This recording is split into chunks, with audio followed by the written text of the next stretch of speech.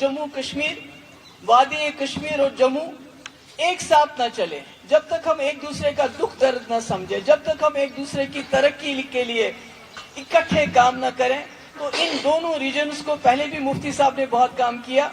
हम भी कोशिश करेंगे कि हम कदम जैसे करगिल और लद्दाख के लेह के लोग इकट्ठे चले, हम भी कोशिश करेंगे, हमारी कोशिश रहेगी कि हम साथ साथ चले। इसके अलावा हमने हमेशा कहा है, कश्मीर को, जम्मू कश्मीर को एक कोजे में बंद किया गया है। जम्मू कश्मीर सेंट्रल एशिया और साउथ एशिया के दरमियान एक अहम राब्ता बन सकता है। जो पुराने जमाने में हमारे रास्ते थे, चाहे सिल्क रूट था या दूसरे रास्ते थे, जहां से हमारे शाह हमदन रहमतुल्लाह अलैह तशरीफ लाए, उन्होंने अपनी सकाफत और हमारे जो दीन है उसकी यहाँ तालीम दी। हम चाहते हैं ये रास्ते दोबारा, चाहे लाइन ऑफ कंट्रोल पे हो या LOC के हो, ये आर पार जो रास्ते हैं वो आवाजावी और तिजारत के लिए खोलने के लिए हम जदोजहद करेंगे।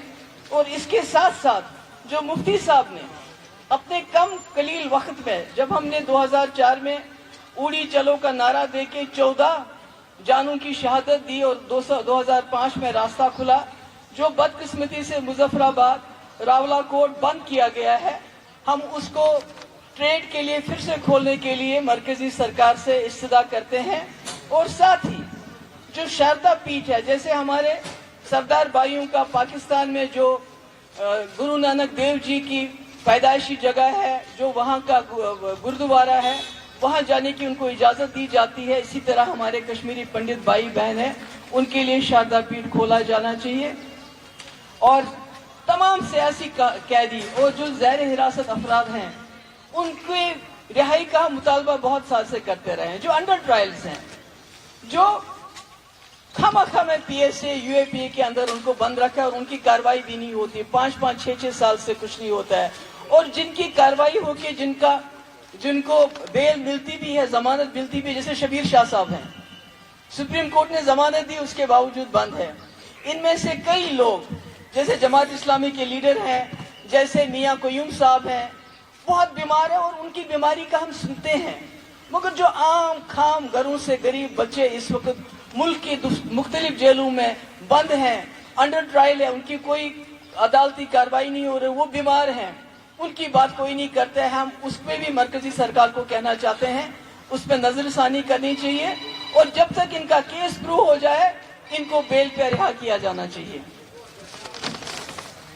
इसके अलावा जिन इलाकों में मिलिटेंसी कम हो गई है, जैसे कि खुद गवर्नमेंट ऑफ इंडिया बार बार ये कहती है कि जम्मू कश्मीर में मिलिटेंसी ना के बराबर है, तो हम गवर्नमेंट ऑफ इंडिया को इस्तदा करते हैं कि वहां से आर्मी को निकाल के बैरक्स में वापस भेजा जाए। ये कोई नई बात हम नहीं कर रहे हैं, ये बात हम बहुत पहले से करते आए हैं और आज इसको हम रिपीट कर रहे हैं। इसके अलावा जम्मू कश्मीर के जो कुदरती वसाइल है, आपने देखा हमारी माइनिंग के लिए बाहर से ठेकेदार आते हैं, हमारे नाले, हमारे जंगल किस तरह बेदर्दी से काटे जाते हैं। हमारा सबसे बड़ा वसाइल हमारे पानी के जखीरे, जिसको इस्तेमाल करके बिजली पैदा होती है और सारी बिजली पूरे मुल्क में जाती है, पर हमें इतनी महंगी बिजली मिलती है जिसका कोई हिसाब किताब नहीं है। हम मरकजी सरकार से ये भी डिमांड रखते हैं कि या तो हमें उसके बदले मुआवजा मिले या कम से कम 2 पावर प्रोजेक्ट हमें ट्रांसफर किया जाए, क्योंकि उमर साहब ने वादा तो किया था 200 यूनिट बिजली में फ्री दूंगा, वो तो नहीं दी उन्होंने। मगर कम से कम अगर हमें मुआवजा या पावर प्रोजेक्ट वापस मिले तो हमारी कई जो मुश्किलातें हैं वो दूर हो सकती हैं। और इसके साथ पीर पंचाल और चिनाब वैली में काफी देर से डिमांड रही है कि हमारा अलग एडमिनिस्ट्रेटिव डिवीजन बनना चाहिए। हम इस मांग को दोबारा दोहराते हैं ताकि वहां भी जो डेवलपमेंट है पूरी तरह से हो जाए।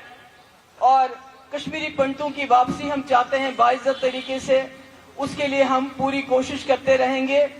और जो